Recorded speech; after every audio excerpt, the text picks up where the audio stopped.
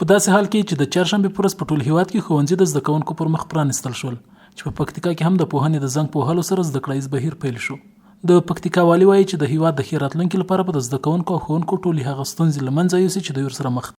د پکتیکا ټولو ولسونو ته موږ ډاډ ورکوو چې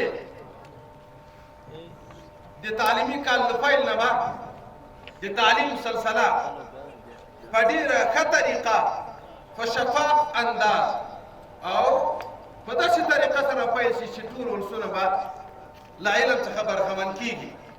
په ورته مهال د پکتیکا اوسیدونکي د ښوونځیو په بیا پیلېدو خوشحاله دي او د افغانستان له اسلامي امارت څخه غوښتنه کوي چې د پوهنې برخې ته دې ځانګړې پاملرنه وکړي. چې د چا ساینس نه یې زده او چا د عصري تعلیم نه یې کړی هغه له معدلونو ځینې مکمله ګټه نشي اخیستلی.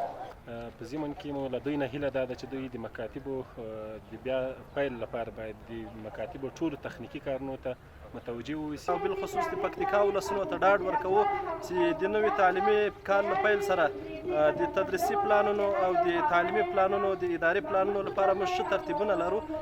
انشاءالله د تاسو په همکاري به دا موږ په مخ باندې بیایو. ډېر خوښ یم چې تعلیمي کال یو ځل بیا په موږ باندې راغی او موږ ډېر ښه ولمانځو او خوښ یم چې دا تعلیمي کال موږ په ښه توګه باندې سر ته ورسو او موږ ښې زده کړې وکړو. د یادونې وړ ده چې د پوهنې ریاست مسؤلینو ویلي چې پکتیکا کې د جدید الشمول زده کوونکو شمېر 40% لوړ شوی دی.